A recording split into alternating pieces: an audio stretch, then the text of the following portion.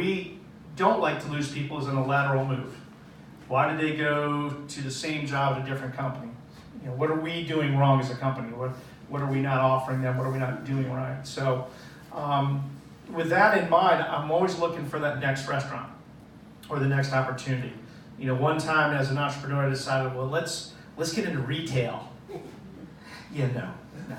That was bad. That was very, very bad. And I think I learned from that experience, we're going to stay within our four walls as far as a concept. We're going to stay with strong food and beverage, because even though our retail was food and beverage materials, we knew nothing about the business. So with that in mind, I'll throw a couple questions out there and let's see what ideas you have. We want to stay in this area because we think that our brand has a little bit of leverage, that people know our brand, they know who we are, they know what we're about. Sometimes that's hurt us.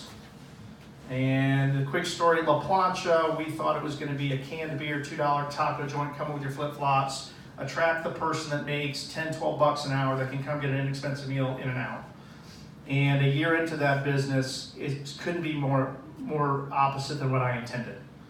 And I think that's because of our brand. Within the first couple months of being open, our regular guest was not the person making $12 an hour, someone making considerably more money, and it wasn't the business that we thought we were going to attract.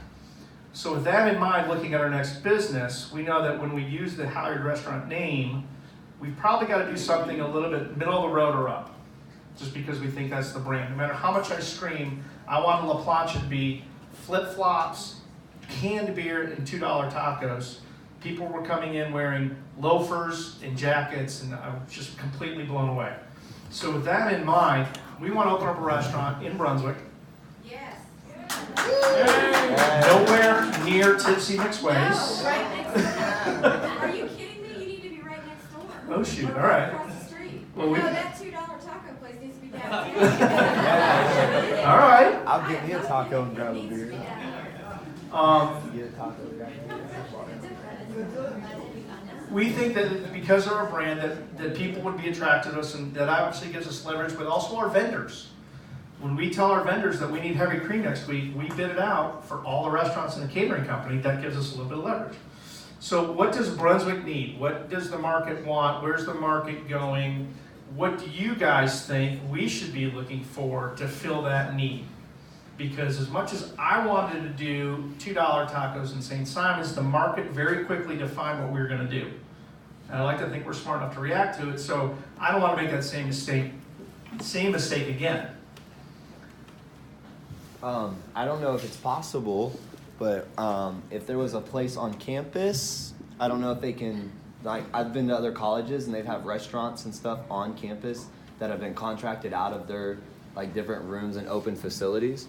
So I don't know if that's a possibility, because as a college student, when I'm working and I'm doing stuff at the college and I'm going back and forth to classes, I want to go get some good food.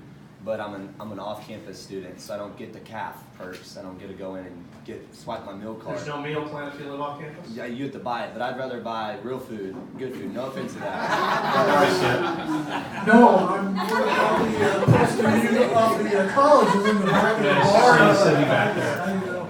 I don't know who he is. I hope he's paid his fees. Okay, so campus, go up to the college students. What if I had something right across the street? What if there was something near the car wash, where the car wash spot is? Yeah. Kind of like that location? Yeah. Okay. Totally. How about downtown with a rooftop bar? And I think I like Susan's idea. $2 tacos totally would fly. Yeah, it would. Okay. Bring. So sweet. Yeah. What do you think about? It have to be rooftop. You want the outside experience? Well, I just think the potential down here with the water view and stuff that you could get, it would be special. It would be an attraction. I think it would be very popular. Okay. And maybe for Susan or anybody else, do you think that Brunswick would want to have table service or something like quick service? Would quick service, do you think, work? Table service. It works for our place right down the street. They don't do table service. And they're packed most of the times I go in there. Sure. Okay. Dave, I'd like to jump in too. I would encourage you to look at the Crest building. You know, some of the restaurant concepts that have been super successful, in some other markets like Savannah and Chicago and stuff, they've been able to acquire a larger building and then break it up using one kitchen facility and have multiple concepts in the same building. Sure. So that would be something cool. You know, they mentioned the rooftop bar. It's the only location on Newcastle Street that you could have a rooftop bar because it has a giant parapet on the front. So one of the historic ordinances is you can't have rooftop dining that can be seen by the street, but that has a great view over Mayor Ross Park. So that'd be a good opportunity for it. Interesting ordinance. And our first high school entrepreneurship experience asked, what can we put in the Crest building? And there you go.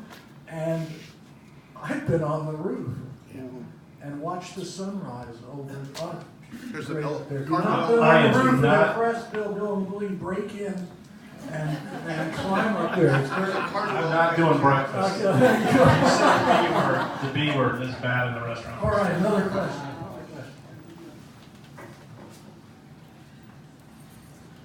Are you aiming towards having that $2 taco restaurant, or are you wanting something that would still be a little bit like middle to higher class? That's the conflict that we learned in La Plancha.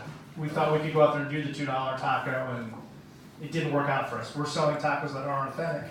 We're selling $5 and $6 tacos, and I can't argue with what's selling. And so we don't want to make that same mistake again.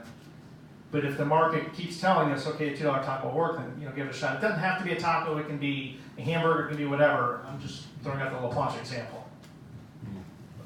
For me, like personally, I would like to experience a restaurant that gives you an experience. So maybe like a Korean barbecue place that would allow you to possibly like prepare your own meal with like the burner and everything. So you're able to keep people sitting for a while and having a conversation and Yeah, but I want to turn the table. Yeah,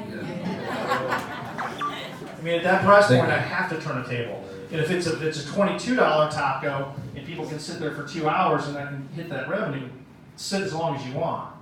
But for a $4 Korean taco, I got to turn a table. We seem to have a lot of Mexican restaurants, a lot of Italian restaurants.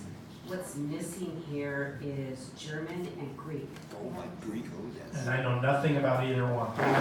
We looked at doing something Chinese years ago because on St. Simon's there's only one, and it's okay. No, it's Okay. Trying to be fair here. I don't want to be handcuffed by a chef or a manager that none of the other chefs or managers in the company can do their job. If we were to open up a sushi restaurant, a German restaurant, a Polish restaurant, a Korean restaurant, and I were to go outside and find the right person to run that kitchen, they would handcuff me. They would own me because none of my other managers you could can wrap do their it as a job. European restaurant. That gives you an expansion of different varieties of True. European food. Yeah, And I have someone who's a German cook. I gotcha. We've been doing this event for almost three years. And one of the things that I've learned about getting life back into downtown is a lot of people that live across the causeway ask, why do I need to come here? To have your brand here, whatever it is, might be one of those attractions that could break the inertia of people saying, well, why do I come? Well, Dave's over there, and Dave is your brand. So, I mean, it could work, Without getting into names, what do you think the locals' perception is on why cargo didn't last? You don't have to bring up anybody's names in particular, but any ideas? Does anybody think why it didn't work? As a former general manager at Cargo, He probably knows. the price one was a hair too. It was a place where you'd go for your anniversary or birthday dinner. It wasn't somewhere that you felt like you could walk in, just sit down at a table and have an affordable meal, other than those two fancy nights. And then there were some management issues. But those are the Too two much of a big special things. occasion. Yep, it was a special occasion. Yeah, that doesn't get steady diners. I just want to revisit that rooftop bar thing again. Passion. Well, seriously, I mean,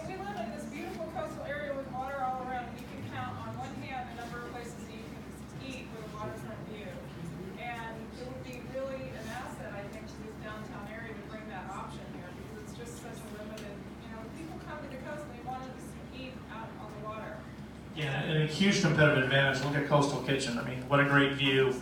And not being on the beach, that means at night, at least they can have the lights on and you can see the boats. You go to Tortuga Jack's, great competitive advantage during the day because it's sunlight, but they can't put the lights on at night because of the turtles. So when you're sitting at Tortuga Jack's, or it used to be, what was it, Blackfins or Fins or something? Blackbeards and Fins. You turn off the lights, you don't know you're at the beach at night. You can be sitting anywhere. There's no competitive advantage in the evening. So you're right, at nighttime here downtown with the lights on, competitive advantage would be huge. Just a couple questions. One, if you reframe a bit the projection of who you are, I think when I go to your restaurant, it's like, I know what I'm getting, right? But I can't get a sense of, if I walk into the $2 taco place, you've just confused me. Yeah, we learned that lesson. Yeah. So it's not the market so much as your brand, right? It's who you are. And the second question is, I want to go back to the very beginning when you started the discussion, how you connect the dots between these opportunities here versus how you grow the individuals on your team and how they hit their head on the ceiling. It's like, where do they go? And how do you connect those two dots? We've made some mistakes. I've made some mistakes in having some people hit some ceilings, putting them in some positions they weren't ready for. So in the past, I can say I've probably put Trimici alone 3 chefs. Okay, I'm going to promote you to chef. It didn't work out. I better recognize people that hit some ceilings that I'm just going to leave them there, maybe pay them a little bit more money until I hit my ceiling. But there are 3 or 4 people that I know I'm going to lose. And connecting the dots is important to keep them with the company, but not sacrificing the company for the wrong idea. If that's kind of what you're asking. Yeah, if you were to reframe the view of the community versus your company, if someone leaves your company and starts another great restaurant, that's a good day. That'd be a great day. Right, it's a great day. I'd just like to know them to do with my money. You just expanded the market and created a more enjoyable environment and community. Yeah, we're trying. We like to think that's part of hospitality. Yes, And exactly. the hard part is just making sure we can do it and make money. You know, that's what quite frankly scares me about Brunswick. We need more foot traffic. Can they get it on the bottom and maintain? Jekyll's a thought. I don't know what y'all think about Jekyll. There's an opportunity, that might be on Jekyll. Same thing scares me over there. 900 year-round residents. That's it.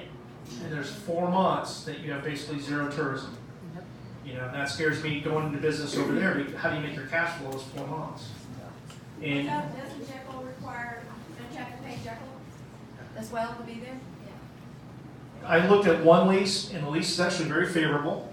It's 25 to 30% less per square foot than I'm paying on the island. So that part looks really nice. The part that's a little bit scary at these 2 particular places is you must be open 7 days a week, 363 days a year. And that's what's scary, those 4 or 5 months that it's very slow. The other thing I wanted to mention is that in Brunswick, St. Simons, and Jekyll, vegan and vegetarian options are severely limited. You can have them all at my place. Well, I come to Trimici and I say, make me something vegan, and it's always spectacular. Well, thank you. Me too. And that's just part of hospitality. It's just, but no, we like to keep growing and just make sure it's the right fit. And I know, and the example that I always go back to is I know a very great chef that I worked for in 2 places in New York, and he'd always want to do only his food. And there are only about 8 or 10 people, I think, even in New York City, that can be successful doing only their food. The other 10,000 chefs better listen to the market and do what the market's deciding. And this guy can't find a great job in New York anymore because he'll only do his food, and he's not one of those 8 or 10 guys. So I really want to make sure that we're listening to the market because we're not good enough to do what we want to do. We're not. One of the things about a college location is that Southern Soul put their food truck across there, and now they won't come back because there isn't any traffic across the street. So, and that I thought that was going to be a win for us, but no. Another question for Dave. Yes, ma'am. Have you asked your employees how they want to grow? A few of them, the key employees we talk about, I haven't opened that up to all of them, and one of them's sitting right here. And I'm just gonna put Sanchez on the spot. I'd like to think that they all know they can ask. We have I think, a very good relationship and open door, but the managers, we talk about it every Thursday at our managers meeting. It's what do you guys want? My job is to give them what they need and want. What about your other employees, not just your managers, but your other employees? Frankly, I don't think I've asked them point blank, to the face at our State of the Union meeting. I guess it was last month.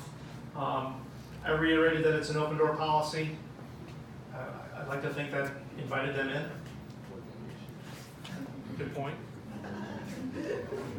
I used to work at IHOP in high school, and I was a server, but also my manager, I went up to her and asked her if I could do other things besides being like in the server position, and she got me like in the back kitchen cooking, and also like doing inventory and like managerial stuff that like is like asking your employees what they want to do, like, because I'm a marketing major, and even for my job right now in Res Life, I asked like some of my managers like if I could do anything from the marketing side, and they like allow me to do that. So it's like that availability, like what you're like looking for. Like, That's something that we look for in all of our crew members as an initiative, and not for me making the mistake of not opening that door enough. We always look for people. We always look to promote people that are already doing the job. We've had a couple people that have been promoted only because they're doing the job before they get that promotion. So if our staff comes to us and takes the initiative and says, "Hey, I want to do more," that's great. Those are the kind of people we like on our crew. So hats off to you for putting it out there, because if you don't try, you're never going to know. If you don't build it, they're not going to come. So it's when we tell people that if you want the promotion, start doing the job before you ask for it. And we're lucky to have people that do that. Okay, one last question for Dave. Dave, yeah, there we go. So would you be willing or interested in possibly partnering with someone who already has a really well-established brand and bringing them to the area? And I'm speaking of two different restaurants in the Savannah Puller area. One of them being Flacco's Tacos. Great brand. And the other is Chesito's Cuisine, who specializes in Puerto Rican cuisine. He's catered 3 events for me and done a phenomenal job. Now he started out as food truck. One food truck, I think he's got 3. Now he has a brick and mortar store. And he is aggressively expanding. And I know Flacco's Tacos has actually showed interest in this area. We're always looking to expand the brand, and when I talked about Dairy Queen, we were going to bring in the varsity. And I had them that close. Just couldn't close the deal. So we're not opposed to doing somebody else's food. What we're opposed to, and we hadn't turned away, we just didn't pursue a couple opportunities with a couple chains out of Atlanta because their hospitality didn't match ours. And what we're most afraid of partnering up with someone is if you go to Halyard's or Trinici or La Plancha and there's a certain level of hospitality, and then you go to our sister restaurant with a partner and the hospitality's not the same, it can be confusing to the guests. You go to Trinici, you get for your birthday and you get a free dessert, and if all of a sudden you go to a partner restaurant, that's an expectation. And you don't get it because that's the policy of that chain. That scares us a little bit. But always looking to partner up. Always. Especially with someone that's got a proven brand. The varsity for us was a no-brainer. They've already got something established, and we don't have to change it. It's not broken. Flacco's is that. Now, part of the brand is that this band feeds hurricane workers for free, and you're in a foundation, right? Are you in that foundation for hospitality workers? No. No, well, I'm sorry. But the fact that you feed folks, and because you're such a part of life here, and if you like to fish and then eat what you catch, spend the day with Dave. It's great fun. So Oh, you did good. Well, thank you.